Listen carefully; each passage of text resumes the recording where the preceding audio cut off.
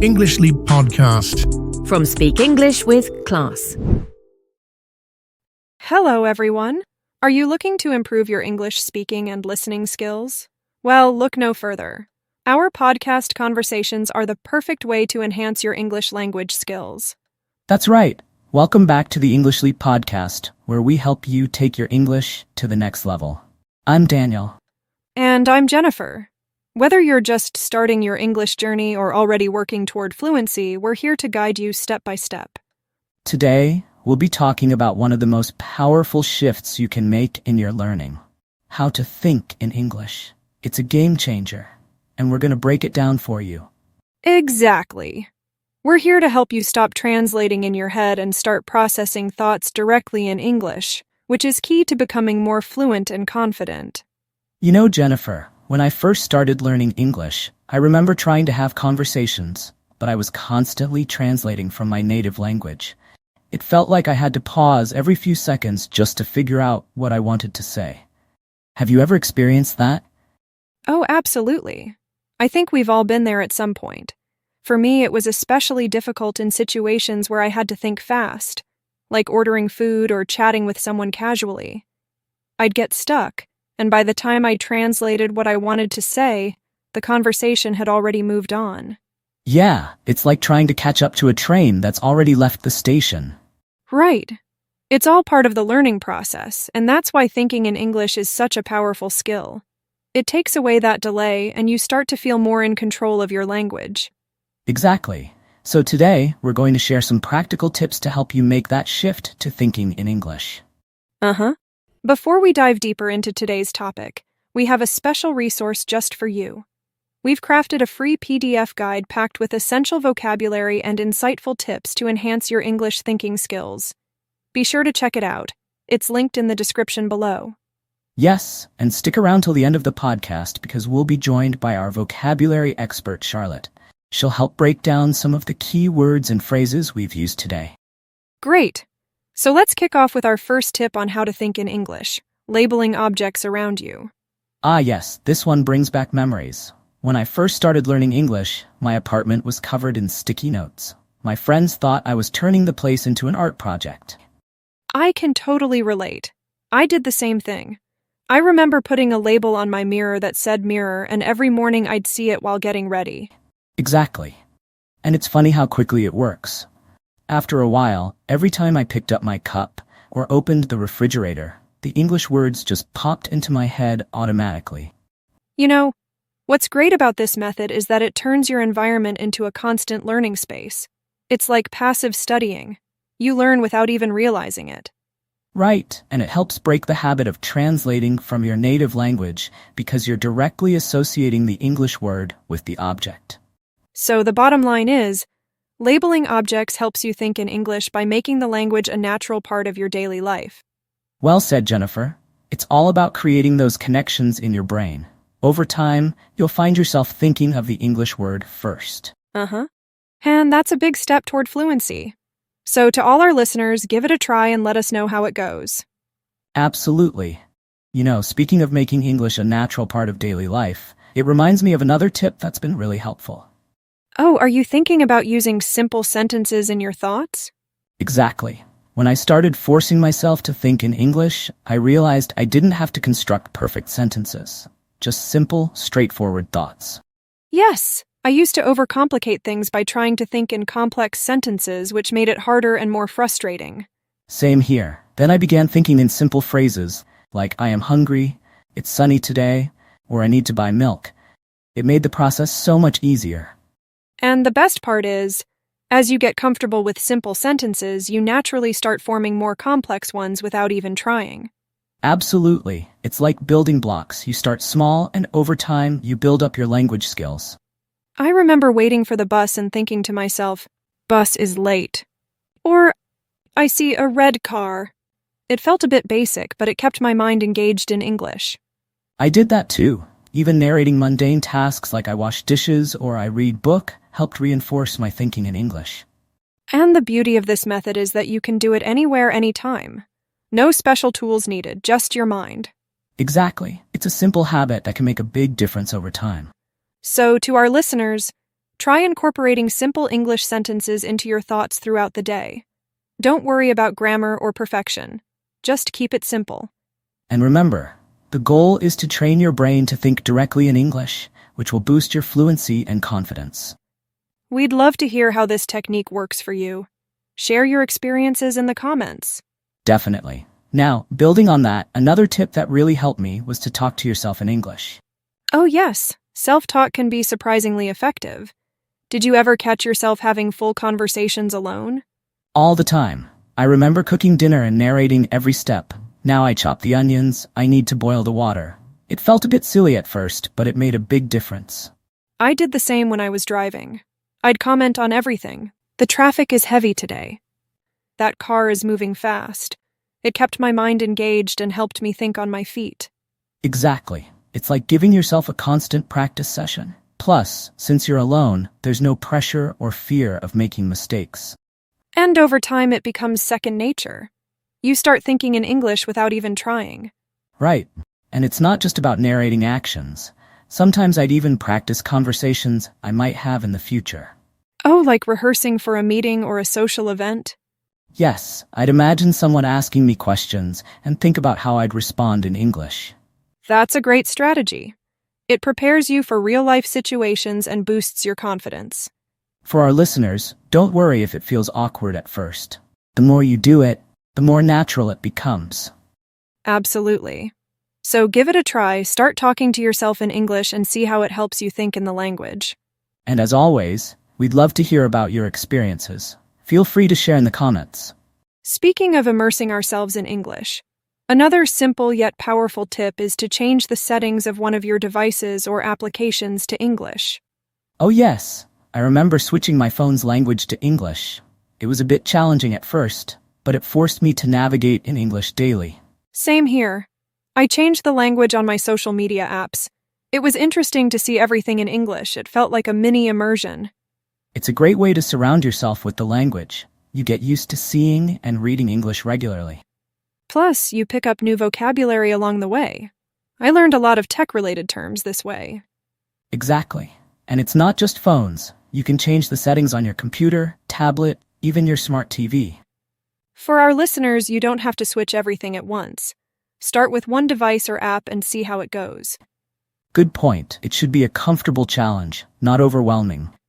So, try changing a device or app to English and immerse yourself even more in the language. Let us know which ones you switch and how it impacts your learning. And now, here's an interesting technique, thinking about situations in English. Yes, this one's all about visualization. Whenever I was in a situation, I'd try to describe it in English in my mind. Me too. If I was at a cafe, I'd think, I am ordering a coffee, or the barista is friendly. It helped me process my surroundings in English. It's like creating a mental dialogue. You engage with the environment and practice at the same time. Exactly. And it doesn't have to be limited to current situations. You can imagine future scenarios or recall past events in English. That's a great point. I used to replay conversations in my head thinking about what I could have said in English. It's a form of mental rehearsal, which is really beneficial for language learning. For our listeners, next time you're out and about, try narrating the situation in English in your mind. It's a subtle but effective way to think in the language. And as always, we'd love to hear how this technique works for you. Another helpful tip is to track your activities in English. Yes, keeping a journal or a diary in English can be really impactful. I started writing down my daily tasks and reflections in English. It not only improved my writing skills but also reinforced thinking in English. Same here. I used a planner where I'd jot down appointments and to-do lists in English. It's a simple habit that integrates the language into your everyday life. And over time, you can look back and see your progress, which is really motivating. For our listeners, consider starting a small notebook or using a note-taking app to track your activities in English. It's a great way to practice and organize your life at the same time. And don't worry about making mistakes. The goal is to think and write in English, not to be perfect. Exactly. So give it a try and share your experiences with us. And now, last but not least, a tip that combines technology and language learning. Text in English. Yes. Whether it's messaging friends, posting on social media, or even setting reminders, doing it in English makes a big difference. I started texting a friend who was also learning English. We'd have whole conversations via text, which was less intimidating than speaking at first. That's a great idea. I joined some online groups where the communication was in English. It was a fun way to interact and practice. Plus, texting gives you time to think about your responses so you can construct sentences and look up words if needed. Exactly. And over time, you become more fluent and quicker in your responses. For our listeners, try switching some of your texting or social media interactions to English. It's a practical and modern way to immerse yourself in the language. And as always, we'd love to hear about your experiences. Share in the comments how texting in English is helping you think in the language. Well, we've covered a lot of ground today with these tips on how to think in English. We hope you found them helpful and that you'll try incorporating them into your daily life. Remember, the key is consistency and making English a natural part of your routine. Before we wrap up, let's bring in Charlotte, our vocabulary expert, to go over some of the key words and phrases from our conversation. Charlotte, over to you. Thanks, Jennifer and Daniel. Let's explore some of the vocabulary you've used today. Enhance, to improve the quality, amount, or strength of something. Example, our podcast conversations are the perfect way to enhance your English language skills. Game changer, something that significantly alters the way things are done. Example, thinking in English is a game changer for language learners. Processing thoughts, the act of thinking and understanding information in your mind. Example, start processing thoughts directly in English to become more fluent. Reflecting, thinking deeply or carefully about something. Example, Daniel was reflecting on his experiences when he first started learning English. Translating in your head, mentally converting words from one language to another. Example, stop translating in your head to think more naturally in English. Catch up to a train that's already left the station. An idiom meaning trying to reach or engage with something that has already progressed. Example, by the time I thought of the right words, the conversation had moved on. It felt like trying to catch up to a train that's already left the station. Overcomplicate, to make something more complex than necessary. Example, don't overcomplicate your thoughts. Start with simple sentences. Straightforward, simple and easy to understand. Example, thinking in straightforward thoughts can ease the learning process. Mundane tasks, ordinary, everyday activities that are not exciting. Example, narrating mundane tasks like cooking can help reinforce English thinking. Reinforce, to strengthen or support an idea or habit. Example, writing in English helps reinforce your language skills. Second nature, a habit or skill that seems innate because it's been practiced so much. Example, after practicing daily, thinking in English became second nature. Think on your feet, to react quickly and effectively without prior preparation. Example, self-talk can help you learn to think on your feet in conversations. Self-talk, the act of talking to oneself, either silently or aloud. Example, self-talk is a useful technique for practicing English. Immerse, to involve oneself deeply in a particular activity. Example, immerse yourself in English by changing your device settings. Mini immersion, a brief or limited experience of being surrounded by a language. Example, switching apps to English creates a mini immersion environment. Navigate, to find your way around or through something. Example, changing your phone's language forces you to navigate in English. Visualization, forming mental images to understand or plan something. Example, visualization helps when thinking about situations in English. Mental rehearsal, practicing an activity in your mind before actually doing it. Example, she used mental rehearsal to prepare for English conversations. Subtle, not immediately obvious, nuanced. Example, thinking in English leads to subtle improvements over time. Impactful, having a significant effect or influence. Example, keeping a journal in English is an impactful way to learn. Jot down, to write something quickly. Example, he would jot down new words in his notebook. Intimidating, making one feel nervous or frightened. Example, speaking with natives can be intimidating, but practice helps. Fluency, the ability to speak or write a language easily and accurately. Example, These tips will help you achieve fluency in English. Consistency, the quality of always behaving in the same way. Example, consistency is key in making progress with language learning. Engaged, fully occupied, or involved. Example, self-talk keeps your mind engaged in English. Overwhelming, very intense, difficult to deal with. Example, changing all device settings at once can be overwhelming. Boost your confidence, increase your self-assurance. Example, thinking in English can boost your confidence in conversations. Rehearsing, practicing something repeatedly to improve. Example, rehearsing conversations in your mind prepares you for real-life situations. Immerse yourself, to fully engage in an activity or environment. Example, immerse yourself in English to enhance learning. Practical, useful and sensible. Example, texting in English is a practical way to practice writing. Natural part of your routine, something you do regularly without effort. Example, make thinking in English a natural part of your routine. Insightful, showing a deep understanding. Example, their conversation provided insightful tips for learners.